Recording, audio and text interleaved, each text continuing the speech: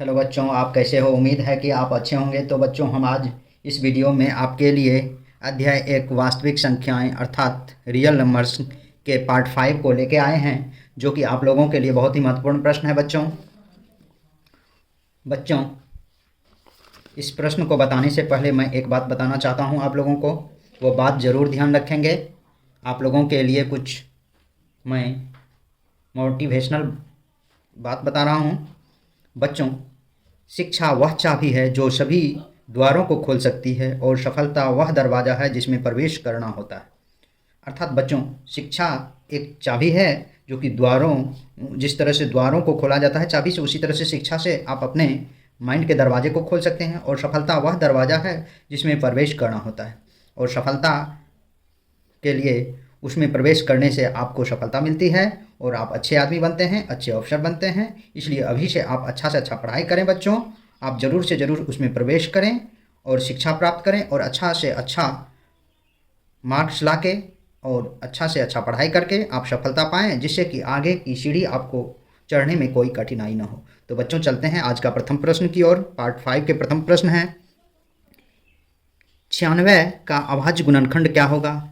ए में है 2 × 3 to the power 5, 2 गुना 3 पर पावर 5। बी में है 2 का क्यूब गुना 3 का क्यूब। सी में है 2 पर पावर 4 गुना 3 का स्क्वायर। और डी में है 2 पर पावर 5 गुना 3। तो बच्चों, इसे बनाने के लिए बहुत ही आसान तरीका है। मैं बता रहा हूँ, 96 का कह रहा अभाज्य गुणनखंड। जब भी बच्चों अभाज्य गुणनखंड कहा जाए तो 96 का आप एलसीएम निकाल दें। 2 से निकालेंगे, 48 दूना 96 होता है बच्चों। फिर 2 से निकालेंगे, 24 दूना 48 होता है। 2 से निकालेंगे, 12 दूना 24 होता है। 2 से निकालेंगे, 2 छः के 12 होता है। 2 से निकालेंगे, 2 तिया 6 होता है। इसका एलसीएम हो जाएगा बच्चों। सबसे पहले आप ये देखें, 2 गुना 2 गुना 2 गुना 2, 1 2 3 4 5, 5 ठो 2 है गुना 3। अर्थात इसको जब ये गुना करेंगे तो एक सबों का आधार सेम है, इसीलिए सब पर पावर 1 है। और सभी पावर को जोड़ देंगे तो ये हो जाएगा बच्चों 2 पर पावर 5। 1 जोड़ 1 2, 1 जोड़ 1 2, जोड़ 1 3, 1 जोड़ 1 4, जोड़ 1 5। यदि कुछ भी पावर है तो इस पर 1 है, 1 है, 1 है, इस पर भी 1 है, इस पर भी 1 है। तो सबों पर जब पावर 1 है बच्चों, सभी 1 को जब जोड़ेंगे तो 1 बेस होगा, 1 आधार होगा, उस पर पावर 5 हो जाएगा और गुना 3 होगा। इसलिए इसका आंसर हो जाएगा बच्चों आपको option number D, 2 the power 5 × 3 अर्थात 2 पर पावर 5 गुना 3, अर्थात ऑप्शन नंबर डी आपका आंसर होगा बच्चों। आज का नेक्स्ट प्रश्न है बच्चों, अर्थात दूसरा प्रश्न है, ऊपर के प्रश्न का मिलता जुलता रूप ही है बच्चों। तो दूसरा प्रश्न है, 3 पर पावर 3 गुना 2 गुना 5, 3 का पर स्क्वायर 3 का स्क्वायर गुना 2 का स्क्वायर गुना 5 का मौसो क्या होगा? ए में दिया हुआ 30, बी में 90, सी में 1800 और डी में 2700। बच्चों, यह भी बहुत आसान प्रश्न है। 3 पर पावर 3 × 2 × 5 एक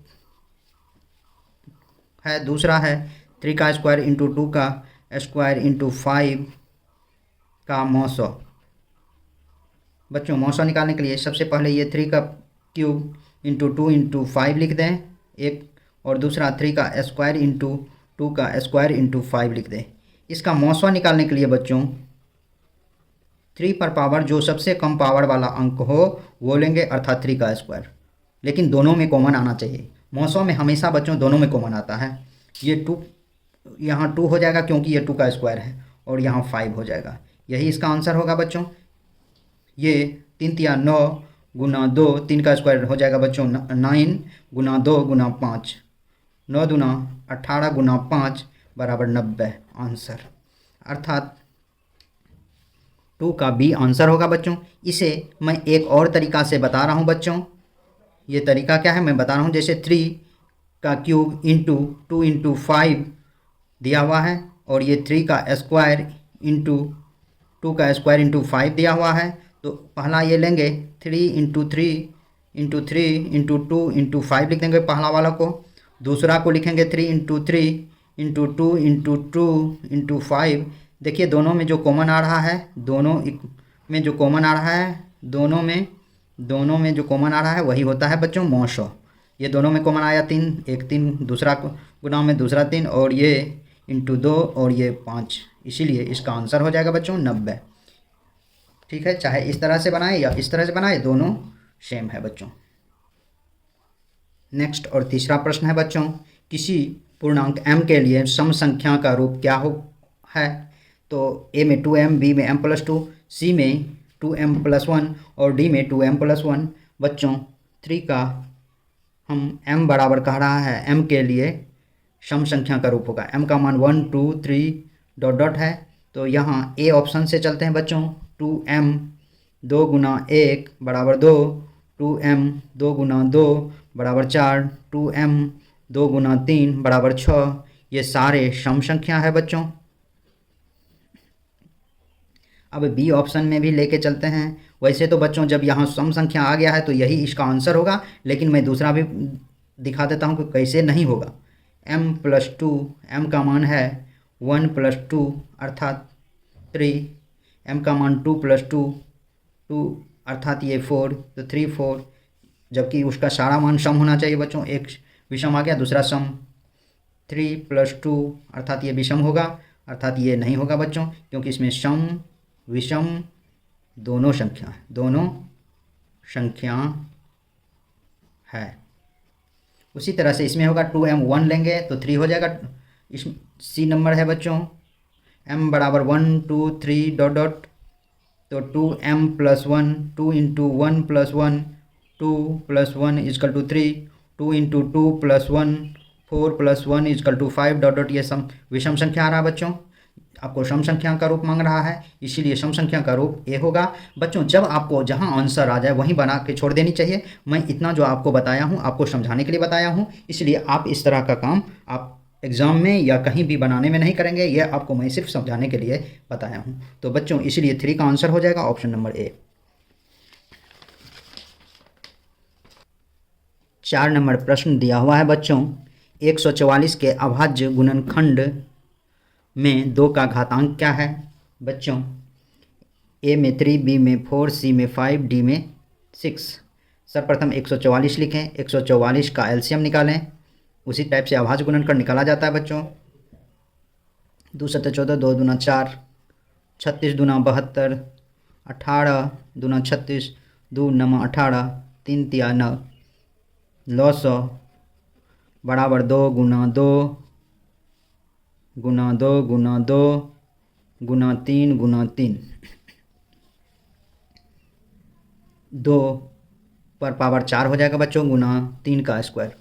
आपको पूछा क्या जा रहा है, 2 का घातांक।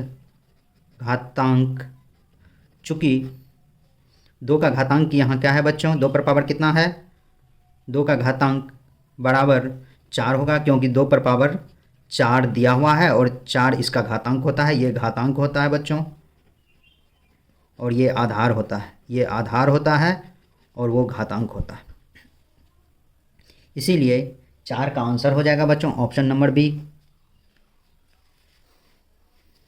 नेक्स्ट अर्थात दूसरा प्रश्न है बच्चों, 47 से 379 में भाग देने पर यदि शेषफल 3 बचे तब भागफल क्या होगा। ए में 7, बी में 8, सी में 9 और डी में कोई नहीं। बच्चों आसान ही प्रश्न है। आप जानते हैं भाज्य बराबर भाजक गुना भागफल जोड़ शेष होता है या शेषफल। भाज्य आपको 379 दिया हुआ है और भाजक आपको 47 दिया हुआ है और भागफल नहीं दिया हुआ, जिसको कि आपको निकालना है बच्चों। गुना भागफल दे दीजिए प्लस शेष 3 दिया हुआ है। इस प्लस वाली संख्या को इधर ले आएँ तो माइनस में हो जाएगा।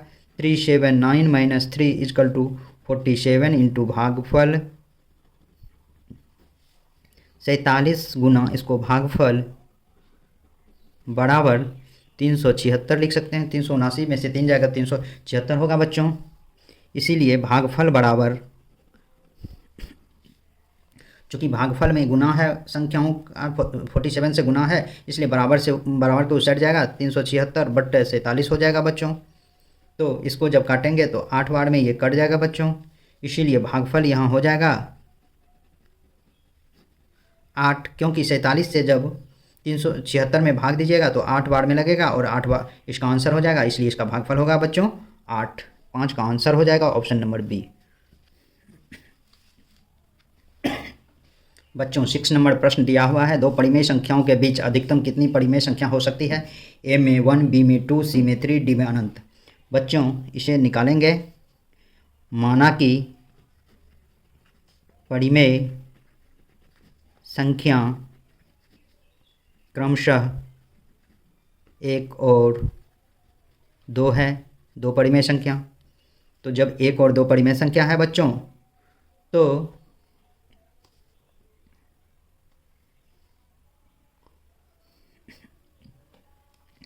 इसमें निकालेंगे प्रथम परिमेय संख्या।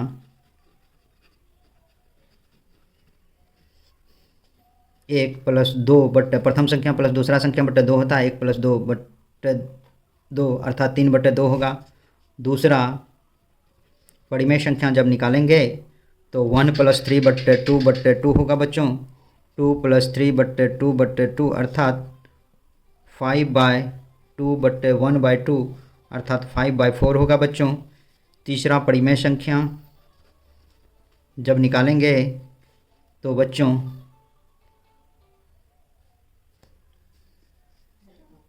2 प्लस 5/4 बट्टे 2 होगा बच्चों, अर्थात इसका एलसीएम लेंगे 4 दूना 8 प्लस 5 बट्टे 2 बट्टे 2 अर्थात 13 बट्टे 2 बट्टे 1 बट्टे 2 13 बट्टे 4। बच्चों डॉट डॉट इसी तरह से इसमें अनंत परिमेय संख्या निकाल सकते हैं। कितनों भी आप परिमेय संख्या दो संख्याओं के बीच निकाल सकते हैं, यही आप याद रखिएगा। आपको मैं सिर्फ ये समझाने के लिए बताया हूँ, आप लेकिन याद रखिएगा जब भी कहेगा दो परिमेय संख्याओं के बीच अधिकतम परिमेय संख्या निकालें तो उसका आंसर हमेशा बच्चों अनंत परिमेय संख्या होगा। नेक्स्ट प्रश्न है बच्चों प्रश्न नंबर 7। बच्चों यह प्रश्न आपको देखने में बहुत लंबा लगता है लेकिन है बहुत आसान बच्चों, याद रखिएगा। कह रहा है वृत्ताकार पथ पर 3 धावक एक ही स्थान से दौड़ना प्रारंभ करते हैं तो एक चक्कर लगाने में क्रमशः 3 घंटे, 4 घंटे और 8 घंटे समय लगते हैं, तो तीनों को प्रस्थान बिंदु पर पुनः मिलने में लगा समय क्या होगा? ए में 6 घंटा, बी में 8 घंटा, सी में 16 घंटा, डी में 24 घंटा। बच्चों इस टाइप के प्रश्न को हल करने के लिए कोई तरह की कठिनाई नहीं है। जितना भी घंटे दिया हुआ है 3, 4 और 8 सभी का एलसीएम निकाल लें, यही आपका आंसर होता है बच्चों। 2, 3, 2, 2, 4 फिर 2 से 3, 1, 2 एलसीएम या लॉसो 2 गुना 2 गुना 3 गुना 2 2 दूना 4 4 दूना 8 3 24 हो जाएगा, अर्थात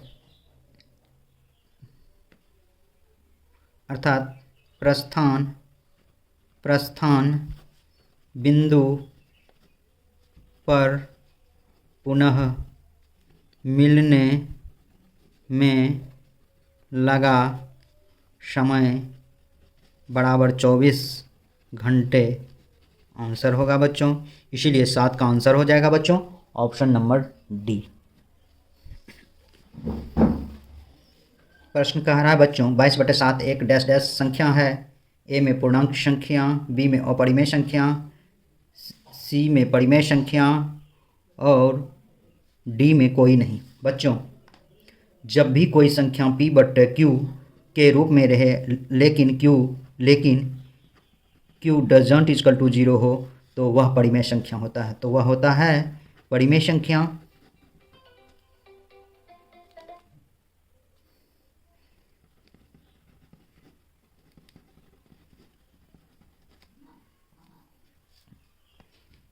इसीलिए बच्चों 22/7 एक परिमेय संख्या होगा। 8 का सी।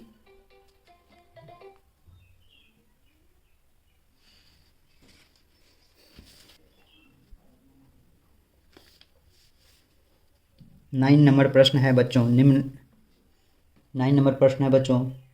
निम्नलिखित में से कौन परिमेय संख्या है?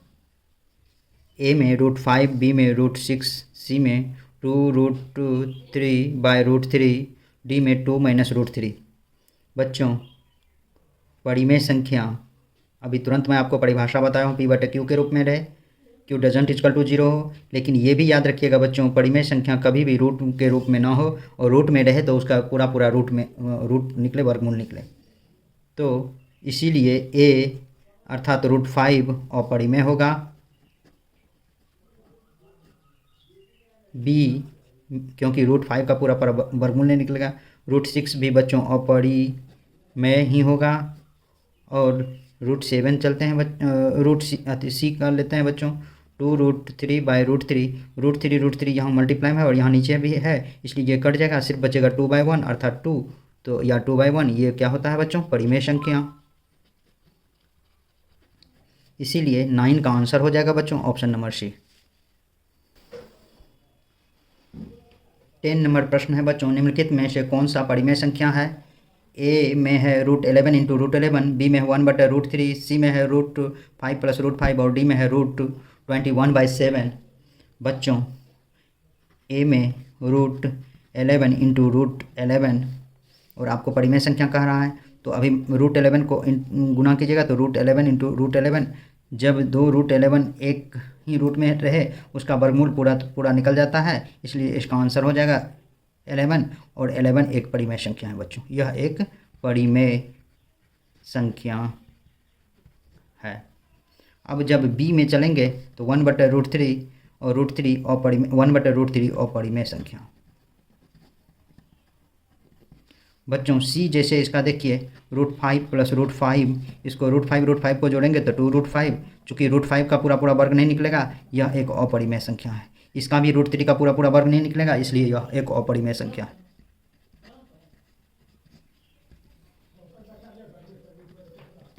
√21/7, चूँकि √21 का पूरा वर्ग नहीं निकलेगा, इसलिए यह बच्चों अपरिमेय संख्या है। बच्चों वैसे सारा ऑप्शन मैं समझाने के लिए बताया हूँ, लेकिन आपका आंसर ऑप्शन नंबर ए ही हो गया। और आप इतना बड़ा लेके नहीं चलेंगे, आपको जहाँ आंसर मिल जाएगा वहीं बनाएंगे, वहीं उसको छोड़ देंगे। मैं बस सिर्फ आपको समझाने के लिए इतना बताया हूँ बच्चों। तो बच्चों आज के वीडियो में बस इतना ही। आपको मेरे यूट्यूब चैनल पर बने रहने के लिए बहुत बहुत धन्यवाद, तथा इस प्रकार के वीडियो को देखने के लिए मेरे चैनल को ज़रूर से ज़रूर सब्सक्राइब करें। तो बच्चों बहुत बहुत धन्यवाद।